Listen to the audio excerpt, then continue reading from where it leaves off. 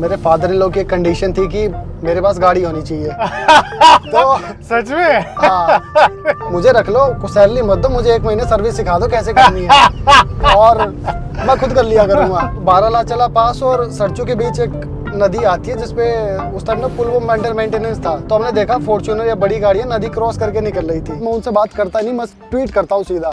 अच्छा। फिर वो खुद चल के आते हैं और आके बोलता है भैया गाड़ी लग गई। तो मैं बोलता हूँ भैया पहले अपनी संभालो। उनको लगा हम कोई जैसे कोई सफारी है ऐसा कुछ भारी भरकम लेके आए। मैंने कहा जी ये रही गाड़ी।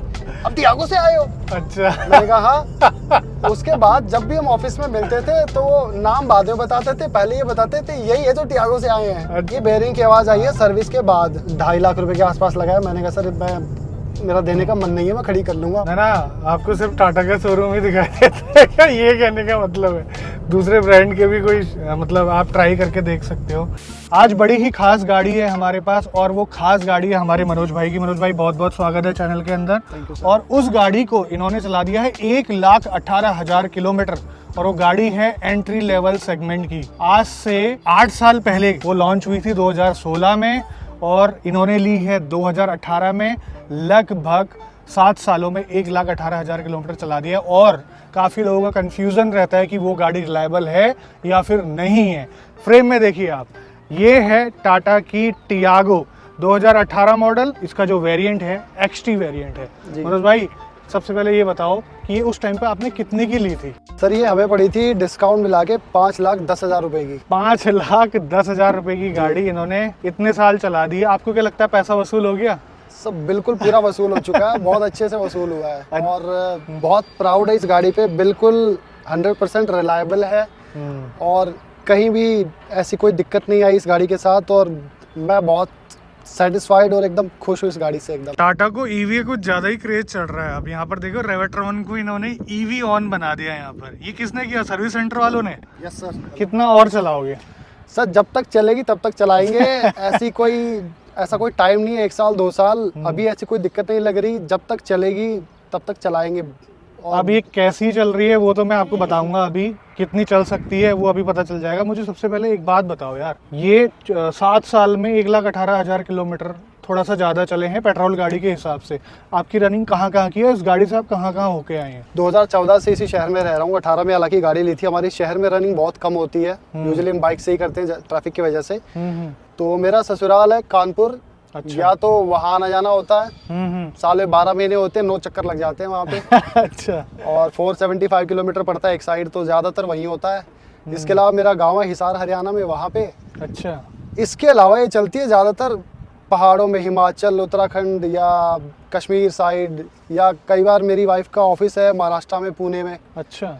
तो वहाँ भी हम गए हैं, वहाँ भी हम इसी गाड़ी से गए हैं। तो कहने का मतलब है ये लॉन्ग रूट में ज़्यादा चलती है गाड़ी? बिल्कुल बिल्कुल। सिटी में बहुत कम चलती है। लॉन्ग रूट में ही ज़्यादा चलती है सर ये। अच्छा। हाईवे में चलाने का क्या एक्सपीरियंस है? सब बहुत अच्छा एक्सपीरियंस है। बहुत अच्छी फ्यूल एफिशिएंसी 24 से तो मिनिमम है, 24 से तो ऊपर ही रहती है इसकी माइलेज। क्या बात कर रहे हो? बिल्कुल सर। आप कैसे चलाते हो आप? मैं चलाता हूँ सर, जब से मेरा बेटा हुआ मैं 100 से ऊपर नहीं चलाता। हाँ। तो 90 से 100 के बीच में रखता हूँ गाड़ी और आराम से 24 से नीचे तो कभी माइलेज नहीं आया।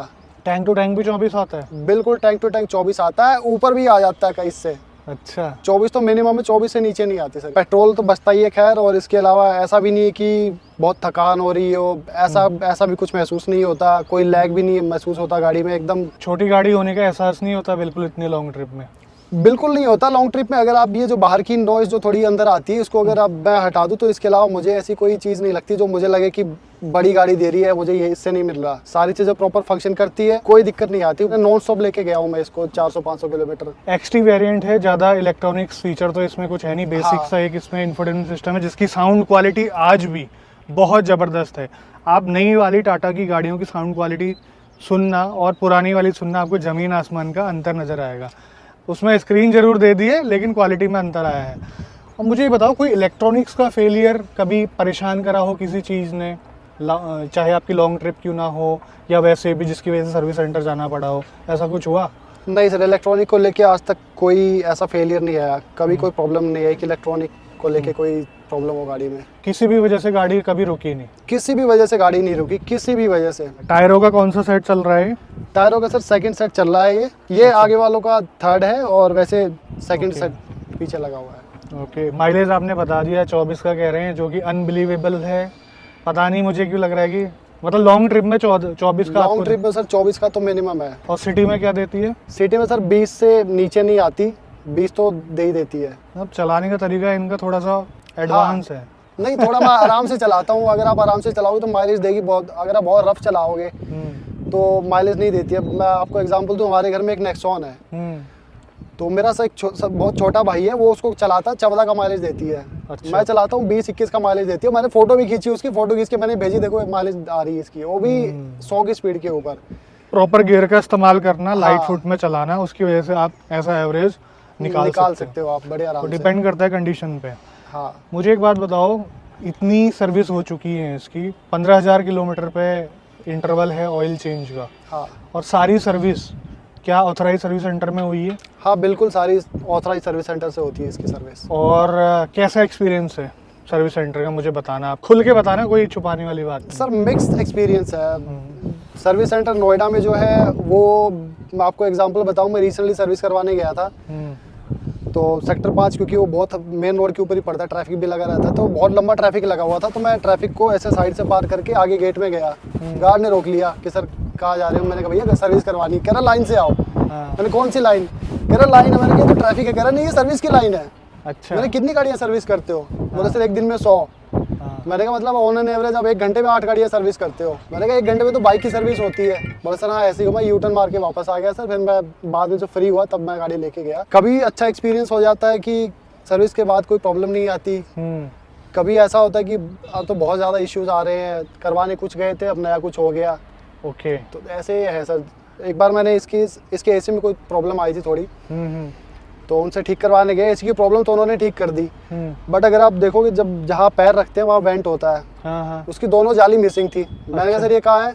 क्या सर गुम गई?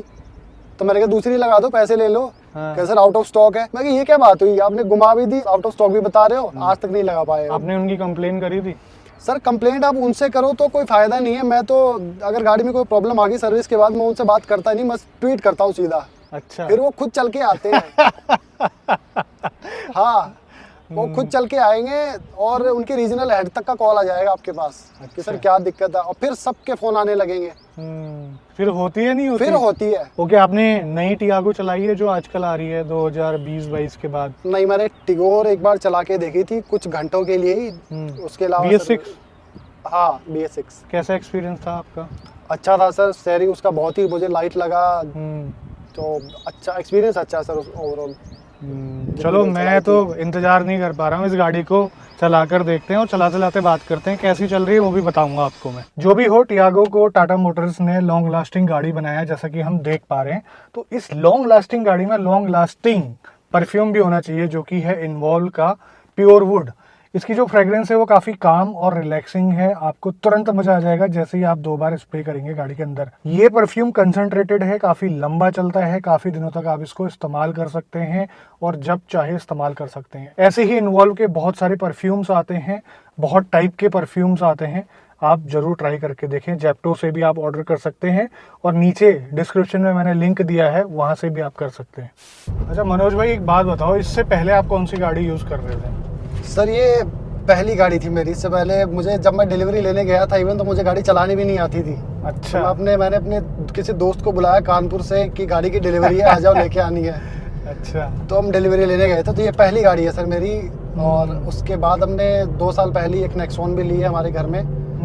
तो ये मेरी पहली गाड़ी थी सर। पहली गाड़ी टाटा की लेने पे आपको अच्छा लगा कुछ सालों के बाद, या जितना आपने अभी तक चला दिया है, या फिर कुछ और चॉइस होनी चाहिए थी आपकी? आपको क्या लगता है? सर जिस मौके पे हमें गाड़ी हम लेने गए थे, हमारे पास ज़्यादा टाइम नहीं था, मेरी शादी होनी थी, तो मेरे फादर इन लॉ की एक कंडीशन थी कि मेरे पास गाड़ी होनी चाहिए।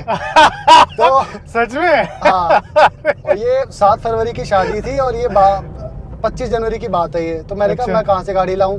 हाँ। तो फिर उस टाइम जो स्विफ्ट का जो नया मॉडल है वो उस टाइम लॉन्च हुआ था और बहुत वेटिंग थी उसकी।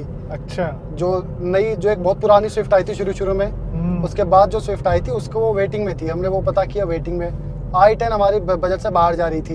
अच्छा। एक यही गाड़ी थी जो हमें बहुत कम टाइम में मिल सकती थी, तो मैंने ले ली। हमारे ऑफिस में भी ये किसी के पास थी, तो क्योंकि तब चलानी नहीं आती तो पता भी नहीं गाड़ी का, तो हमने ले लिए। तो हमने देखी थी सर 1-2 गाड़ियाँ, बट हमें मिली नहीं, तो हमने ये ली। बट ये लेके आज तक कभी रिग्रेट नहीं हुआ है मुझे। इतनी अब कईयों को लगेगा कि मैं बहुत ज़्यादा वो कर रहा हूँ गाड़ी की, लेकिन जब गाड़ी में कई बार एक आधी बार कोई पीछे से अगर हल्का सा लगा भी देता है ना और आके बोलता है भैया गाड़ी लग गई, तो मैं बोलता हूँ भैया पहले अपनी संभालो। काफी चर्चाएं बटोरी थी टियागो ने अपने टाइम पे जब नई नई आई थी। रोड में भी और कई बार सोशल मीडिया में भी देखने को मिलता था दूसरे की गाड़ी खत्म हो गई है लेकिन ये जस के तस खड़ी हुई है। तो ये चीज़ तो थी। इस गाड़ी को चला के मेरी पुरानी यादें ताज़ा हो गई हैं। ऐसी उस टाइम पे ये गाड़ियाँ चला करती थी। और अच्छी बात ये है कि ये इतने सालों के बाद, इतना चलने के बाद भी वैसे ही चल रही है। अगर आप मेरे पुराने सब्सक्राइबर हैं, एक और गाड़ी थी जो कि 1,00,000 किलोमीटर कब का क्रॉस कर चुकी है, मैंने आपको बताया भी था। अब वो गाड़ी जो है 2.25 लाख किलोमीटर क्रॉस कर चुकी है CNG में। मुझे मौका नहीं मिल पा रहा है उस गाड़ी का वीडियो बनाने का, मैं आपको जरूर बताता और मैं भी चाहता था कि वो कैसी चल रही है देखो जरा। 2.25 लाख किलोमीटर के बाद Tiago with CNG after market. But यार मुझे इस बात को देखकर भी काफ़ी अच्छा लगा कि आपने काफ़ी अच्छी तरीके से मेंटेन करी है गाड़ी। भले ब्रांड कोई सा भी हो, अगर थोड़ा सा प्यार है ना गाड़ी से, आदमी संभाल के रखता है। पुणे तक लॉन्ग ट्रिप करते हैं, लद्दाख भी होके आ गए हैं। बिल्कुल सर, लद्दाख होके आ गए हैं। वो एक बार नहीं 2 बार होके आ गए हैं हम। पहली बार हमने गलती ये कर दी, हम मनाली वाले रूट से चले गए थे। अच्छा। वहाँ एल्टीट्यूड बहुत जल्दी बढ़ जाता है। हाँ हाँ। तो बारालाचला पास और सरचू के बीच एक नदी आती है जिसपे उस टाइम ना पुल वो मेंटेनेंस था। तो हमने सोचा अब क्या करें, अब तो फंस गए। ऊपर से एल्टीट्यूड की वो सिकनेस हो रही थी। तो हमने देखा फॉर्च्यूनर या बड़ी गाड़ी नदी क्रॉस करके निकल रही थी। अच्छा। लेकिन I-20 और स्विफ्ट खड़ी थी। तो शायद उनके मन में ये था कि क्रॉस करे कि ना करे। अब मैं भी लाइन में लग गया, मुझे लगा चलो ये करेंगे तो मैं भी कर लूंगा। वो हिले नहीं। फिर मैंने फॉर्च्यूनर के टायर पे देखा कि कितने टायर इसके पानी में डूब रहे हैं। अच्छा। ज्यादा नहीं थे। तो उनसे पहले मैंने निकाल ली और बड़े प्यार से निकल गई। पहली बार जब पुणे गए थे गाड़ी से, तो मेरी वाइफ के ऑफिस वालों ने कहा कि अब गाड़ी से आए हो? मैंने कहा जी हाँ। कह रहे कहाँ है गाड़ी? मैं गाड़ी पे ऐसे हाथ रख के खड़ा हुआ था। तो अच्छा उनको लगा हम कोई जैसे कोई सफारी है ऐसा कुछ भारी भरकम लेके आए। मैंने कहा जी ये रही गाड़ी। अब टियागो से आए हो? अच्छा। मैंने कहा हाँ। उसके बाद जब भी हम ऑफिस में मिलते थे तो वो नाम बाद में बताते थे, पहले ये बताते थे यही है जो टियागो से आए हैं। अच्छा। तो मतलब काफी यादें जुड़ी है इस गाड़ी के साथ। बहुत जुड़ी है, बहुत। हम पुणे तो हम नॉन स्टॉप गए थे, बस बीच में चाय या खाने के ब्रेक लिए थे, बाकी हम नॉन स्टॉप गए थे। अब मुझे एक बात बताओ, कम शब्दों में बताना भले ही, जी लॉन्ग टर्म यूज करने के हिसाब से टाटा की गाड़ी आप रिकमेंड करोगे किसी को? मैं सर लॉन्ग टर्म के हिसाब से बिल्कुल रिकमेंड करूँगा। और जिसको भी जो इंटरेस्टेड हो बिल्कुल ले, बिल्कुल आप भरोसा कर सकते हो। गाड़ी चाहे छोटी हो चाहे बड़ी हो, डिपेंड करता है आप इसको कैसे रखते हो, कैसे उसका ध्यान रखते हो। क्योंकि मेरे हिसाब से आपकी गाड़ी को आपसे ज़्यादा कोई नहीं जानता। तो आपको पता है कि आपकी गाड़ी की कैपेबिलिटी क्या है, आप उसको कैसे चला सकते हो। तो बिल्कुल आप मेंटेन कर सकते हो। मैं आपको अगर मौका मिला दोबारा आपसे मिलने का, अगर 1.5-2 लाख जब चली तो दोबारा फिर मैं आपको दिखाऊंगा ये गाड़ी आपको ऐसी मिलेगी जैसे आप आज देख रहे हो इसको। अच्छा। अच्छी बात है यार, इतना भरोसा है इनको, ये अभी से कह दे रहे हैं कि ये ऐसी ही मिलेगी। स्कोप क्या है इम्प्रूवमेंट का टाटा मोटर्स में या फिर उनकी गाड़ियों में? स्कोप में सर सबसे पहली चीज़ तो उनको जो सुधारनी है अपनी सर्विस सेंटर में उनको बहुत सारे सुधार लेके आने हैं। इंस्टेंट रिस्पॉन्स या गाड़ी को वो अच्छे से उसमें क्वालिटी लेके आए सर्विस में। सिर्फ सर्विस करने के लिए सर्विस ना करें, उसको दोबारा वो यूज़र आपका कस्टमर आपका वापस आए उस टाइप से उसकी सर्विस करो। दूसरी चीज़ जो हल्की फुल्की रैटलिंग नॉइस आपको गाड़ी में आ रही होगी, शीशे से आ रही होगी ज़्यादातर, ये ओवर द टाइम आने लगती है। ये चीज़ इसकी हल्की सी मुझे ख़राब लगती है। और इसका कोई सोल्यूशन नहीं है मेरे पास। ऐसा भी नहीं कि कोई पार्ट है जो मैं रिप्लेस कर दूं अच्छा। तो ठीक हो जाएगी, हल्की फुल्की आती है। सर्विस कॉस्ट कितना आता है वो तो मैं आपसे पूछना भूल ही गया। सर्विस कॉस्ट सर आता है इसका जो नॉर्मल सर्विस है, सिर्फ सर्विस जिसमें फ़िल्टर वगैरह चेंज होते हैं, कुछ एक्स्ट्रा नहीं डलवाना आपको, 3,500 रुपये खर्चा आता है। इस टियागो का बता रहा हूँ मैं, जो मेरा एक्सपीरियंस है। Authorised service centre? Authorised service centre से सर्विस करवाता हूँ without alignment and balancing? Without alignment and balancing 3,500 रुपये मैक्सिमम खर्चा आता है। और ब्रेक पैड वगैरह कितने टाइम पे आप चेंज करते रहते हैं? ब्रेक पैड सर अभी रिसेंटली चेंज करवाए हैं मैंने, तकरीबन 40,000 किलोमीटर्स के बाद। अच्छा, मतलब 2 बार हो चुके हैं? 2 बार हुए हैं इसके। हाँ, हमें मैकेनिक बोलता है सर चेंज होने तो हम करवा लेते हैं। तो हम उसमें मैं कोई 1% का वो चांस नहीं लेता कि थोड़ी और चला लूँ। इसमें बेयरिंग की आवाज़ है थोड़ी बहुत। हाँ, ये बेयरिंग की आवाज़ आई है सर्विस के बाद, और वो मानने को तैयार नहीं है इस बात को। जब मैंने गाड़ी सर्विस सेंटर में छोड़ी, ये आवाज़ नहीं थी। जब मैं लेके आया हूँ, ये आवाज़ आई। मैंने उनको फीडबैक भी दिया, मैंने कहा सर ये क्या है। उन्होंने गाड़ी को उस पर ऊपर उठा के उन्होंने पहिया घुमा के दिखाया कि सर बेयरिंग की आवाज़ आ रही है, बेयरिंग घिस गया है। इसमें हाँ। इस टाइप की हल्की हल्की आवाज है अगर ध्यान से सुनो तो। और वैसे तो टायरों की भी नॉइज है, टायर भी आपके पुराने हो चुके हैं, वो भी ज़्यादा नॉइज कर रहे हैं, और हल्की फुल्की यहाँ पर खड़बड़ खड़बड़ हो रही है। उसके अलावा इंजन वाइज, गियर बॉक्स, सब कुछ ओके कंडीशन में है। सस्पेंशन का हाँ सर, बिल्कुल ओवरऑल कोई दिक्कत नहीं है। और म्यूजिक सिस्टम का तो जैसे आपने बताया, क्या ही बात है। बस मैंने कभी आफ्टर मार्केट की मेरे दिमाग में भी नहीं आई कि मैं कुछ करवाऊँ इसमें चेंजेस या ऐसा कुछ। इतना बढ़िया म्यूजिक सिस्टम है। अब कई बार ऐसे दिमाग में आता है कि यार अब 7 साल हो चुके हैं गाड़ी को, अपग्रेड करने का मन कर रहा है। तो अभी के टाइम पे आपके दिमाग में कौन सी गाड़ी है जो अभी आपको अच्छी लग रही है, मतलब कि ऐसा हो सकता है कि आप उसमें अपग्रेड करें, ऐसी कौन सी लगती है? या फिर अपग्रेड करने का सोचते ही नहीं है, इसको पूरा चूसना है? सर इसको तो पहले हमारा थॉट तो यही कि इसको लंबा चलाना है। इसके अलावा अपग्रेड का हमने सोचा था, क्योंकि हमने सोचा है कि इलेक्ट्रिक ले लेते हैं। घर पे एक नेक्सॉन खड़ी है पेट्रोल में। अच्छा। तो फिर हमने एक्सचेंज के बारे में पता किया। उन्होंने इसका कॉस्ट कुछ 2.5 लाख रुपए के आसपास लगाया। मैंने कहा सर मेरा देने का मन नहीं है, मैं खड़ी कर लूँगा अपने यहाँ इस गाड़ी को। तो हमने सोचा था सर टिगोर का सोचा था, जो हमारी ज़रूरतें पूरी करती, क्योंकि जो टिगोर इलेक्ट्रिक नहीं, पेट्रोल में, इलेक्ट्रिक पे, क्योंकि बहुत सारे लोगों के नेगेटिव फीडबैक्स आ जाते हैं ना, तो घर वाले भी वो हो जाते हैं कि यार इलेक्ट्रिक क्यों ले रहे हो, इलेक्ट्रिक क्यों ले रहे हो। तो फिर हमने पेट्रोल में सोचा कि पेट्रोल में देख लेते हैं। पेट्रोल में मेरी सर मेन जो बेसिक ज़रूरत मुझे लगती है मेरी रनिंग के हिसाब से, वो है क्रूज़ कंट्रोल। अच्छा। क्योंकि हम लंबा बहुत चलते हैं। तो हमने टिगोर के बारे में चेक किया, वो सारे चेक बॉक्स हमारे पूरे कर रही है टिगोर। मतलब टियागो के बाद टिगोर क्यों? मतलब कोई और भी, पंच भी है और दूसरे ब्रांड की गाड़ी, मतलब टाटा को छोड़ना नहीं चाह रहे हो आप? नहीं, ऐसा नहीं है। आपने बताया कि आपके घर पे नेक्सॉन है। हाँ सर, इसी वजह से, क्योंकि नेक्सॉन है। अगर कुछ ना आपको सिर्फ टाटा का शोरूम ही दिखाई देता है क्या? ये कहने का मतलब है दूसरे ब्रांड के भी कोई, मतलब आप ट्राई करके देख सकते हो, क्या पता कुछ इम्प्रूवमेंट आपको दिखे दूसरे ब्रांड्स में। सर हमने कोशिश की है, हमने टेस्ट ड्राइव के लिए डाला, बट कभी उनसे कभी कोई कॉल नहीं आया। क्या बात कर रहे हो? कभी कॉल नहीं आया सर। MG का मैं आपको बता रहा हूँ, मैंने विंडसर के लिए टेस्ट ड्राइव के लिए डाला था। जिस दिन डाला उसके 1 हफ्ते बाद कॉल आया कि सर आपने बुकिंग की है। मैंने कहा बुकिंग नहीं, टेस्ट ड्राइव के लिए मैंने कहा है। तो बोला सर कल आता हूँ। वो कल भी नहीं आए। 4 दिन उन्होंने कल करके निकाल दिए। फिर 2 हफ्ते बाद कॉल आया कि सर आप आए नहीं। मैंने कहा मैं नहीं आया, आप नहीं आए। अच्छा, थोड़े से गियर मतलब मुझे हल्के से हार्ड लग रहे हैं। इसका गियर बॉक्स का ऑयल वगैरह चेंज करवाया क्या अभी तक? हाँ सर, अभी रिसेंट जो सर्विस हुई है इसकी, तब बिल्कुल चेंज हुआ है इसका। मैक्सिमम बिल कितना है आज तक आपका? मैक्सिमम बिल सिर्फ सर्विस को लेकर सर 5200 रुपये आया है इसके, अगर मैंने कोई पार्ट ना डलवाया हो तो। ओके, विद पार्ट वगैरह सब कुछ 12,500 रुपये का काम हुआ होगा। ये जो सस्पेंशन वगैरह का काम है उसका कितना एस्टिमेट देते हैं? सस्पेंशन का दिया है सर उन्होंने 20,000 रुपये दिया था। मैं कई बार उनको ये भी बोलता हूँ, जो जैसा मेरा एक्सपीरियंस है, मैं उनको बोलता हूँ कि आप एक काम करो, मुझे रख लो, कुछ सैलरी मत दो, मुझे 1 महीने सर्विस सिखा दो कैसे करनी है और मैं खुद कर लिया करूँगा। तो और कोई सैलरी भी मत देना। अगर आप कंडीशन देख पा रहे होंगे, देखिए आप डैशबोर्ड वगैरह सब कुछ देखना, और ये रूफ लाइनर वगैरह देखो ना आप, ये सब चीज़ें पता चलता है कि आदमी कैसे रखता है गाड़ी को अपनी। सही है। 2.5 लाख रुपए में अगर आप इसको निकालते हो तो कोई फ़ायदा नहीं है। आप इसको आराम से 3-4 साल 5 साल एटलीस्ट और चला सकते हो, ठीक है? क्योंकि पेट्रोल गाड़ी में तो कोई पाबंदी नहीं है। 5,10,000 की गाड़ी 7 साल कंप्लीट कर दी, इतनी चला दी है, तो ये अपना पैसा वसूल कर चुकी है। इस गाड़ी में पता है, मतलब पुरानी वाली जो टाटा की गाड़ी है उसमें एक्सीलेटर ज़्यादा देना पड़ता है अगर 0 से आप पिक करते हैं तो, नहीं तो वाइब्रेशन बहुत ज़्यादा करती है। आज की वीडियो में बस इतना ही। मिलते हैं बहुत जल्द आपसे एक नई वीडियो में। तब तक के लिए बाय बाय, ख्याल रखिए अपना। भारत माता की जय और thank you again. Thank you so much.